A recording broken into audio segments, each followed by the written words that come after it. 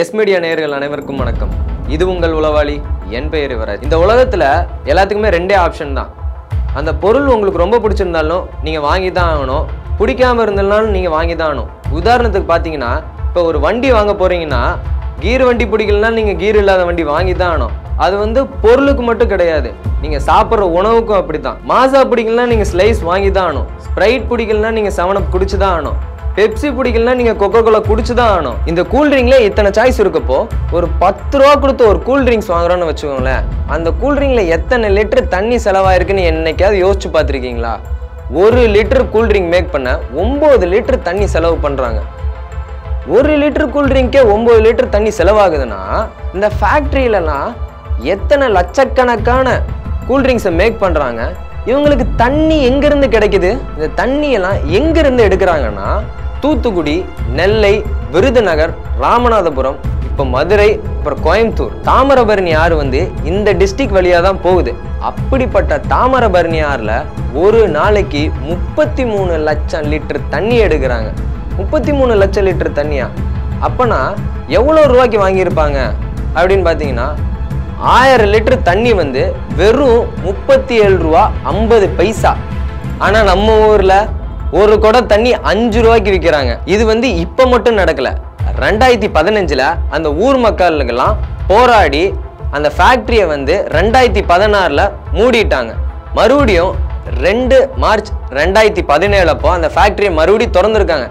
ஏன்டா ஃபேக்ட்ரியை திறந்தாங்க அப்படின்னு பார்த்தீங்கன்னா, கோர்ட்ல அவங்க நாங்கள் தாமிரபரணியிலேருந்து உபரி நீர் தான் எடுக்கிறோம் அப்படின்னு சொன்னாங்க.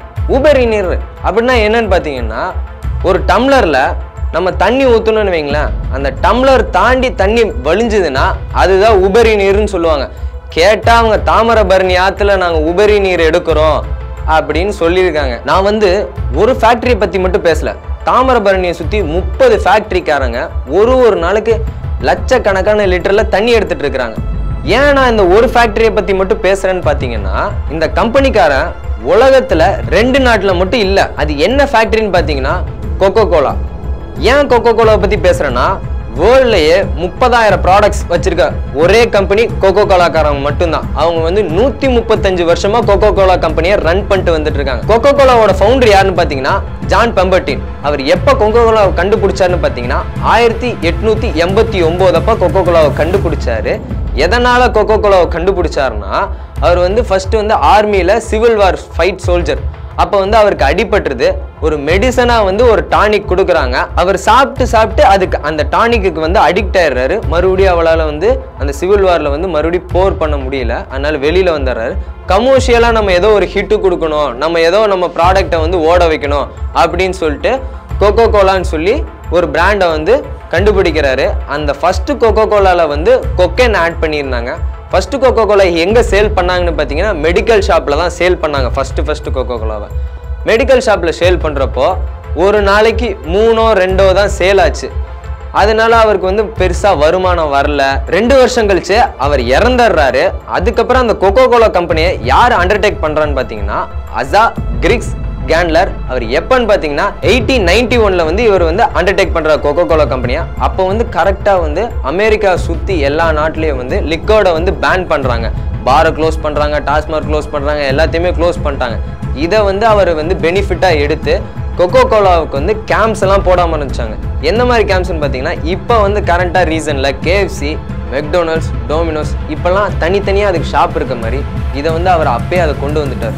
கொக்கோ கோலாவுக்கு தனித்தனியாக நிறையா ஷாப்ஸ் இருந்தது. அவர் எப்படி இதை பப்ளிசிட்டி பண்ணாருன்னு பார்த்தீங்கன்னா, அப்போவே அவர் போஸ்டர்ஸ், கேலண்டர்ஸ், நோட் புக்ஸ், அப்புறம் ஃப்ளக்ஸு அந்த மாதிரி இதில் கொக்கோ கோலான்னு சொல்லி அமெரிக்கா ஃபுல்லாக பப்ளிசிட்டி ஆச்சு. கொஞ்சம் வருஷம் ஆன பிறகு 1903 ஒரு அமெரிக்காவில் ஒரு ரூமர் வருது. என்னன்னு பார்த்தீங்கன்னா, கொக்கோ கோலாவை குடிக்கிறவங்களாம் பிளாக் பீப்புளெலாம் ஒயிட் கேர்லாம் ரேப் பண்ணுறாங்க அப்படின்னு சொல்லி ஒரு ரூமர் வருது. கொக்கோ கோலா டவுன் ஆயிடுது. திருப்பி மறுபடியும் அந்த கிரிக்ஸ் என்ன பண்ணுறாருன்னா, கொக்கோ கோலாவில் இருக்க கொக்கைனை எடுத்துட்டு மறுபடியும் நாங்கள் ப்ராடக்டை லான்ச் பண்ணுறோன்னு சொல்லிட்டு பண்ணுறாரு. மறுபடியும் அவங்களுக்கு அந்த அமெரிக்காவில் தொட்ட மார்க்கெட் லெவலில் தொட முடியல. இனிமேல் அமெரிக்காவில் அவங்களால அந்த மார்க்கெட் பிடிக்க முடியாது அப்படின்னு சொல்லிட்டு மற்ற எல்லா கண்ட்ரிக்கும் போகிறாங்க. இந்தியாவுக்கு எப்போ வராங்கன்னா 24 அக்டோபர் 1993 இந்தியாவுக்கு வராங்க.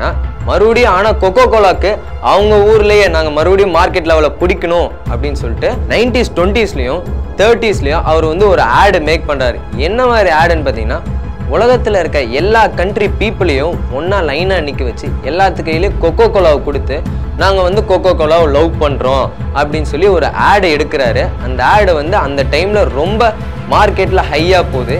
இதனாலதான் அவர் வந்து வேர்ல்டு ஃபுல்லா கொக்கோ கோலான்றது வந்து பிராண்ட் ஆச்சு. மறுபடியும் கொக்கோ கோலாக்கு என்னன்னா, அமெரிக்காவுக்கு விட்ட இடத்த பிடிச்சே ஆனோம் அப்படின்னு சொல்லிட்டு அவங்களுக்கு ஒரு ஆசை. என்ன பண்றாங்கன்னா, கிறிஸ்மஸ் டைம் அப்போ கொக்கோ கோலா வந்து சாண்டா கிளாஸ் குடிக்கிற மாதிரி நிறைய ஆட்ஸு, போஸ்டர்ஸு, டிவியில் நேரில் பொம்மை நிற்கிற மாதிரி ஒரு சாண்டா கிளாஸு கொக்கோ கோலா குடிக்கிற மாதிரி அப்படின்னு சொல்லி மறுபடியும் கொக்கோ கோலாவை அமெரிக்கா கொண்டு வந்தாங்க. மறுபடியும் கொக்கோ கோலா அமெரிக்காவில் ரொம்ப ஃபேமஸ் ஆகுது.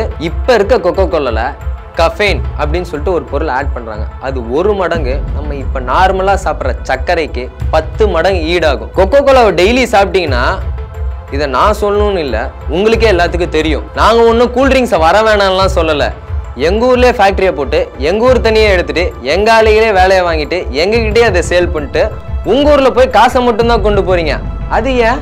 மீண்டும் மற்றொரு உண்மையான நிகழ்வில் உங்களை சந்திக்கும் வரை உங்களிடமிருந்து விடைபெறுவது உங்கள் உளவாளி.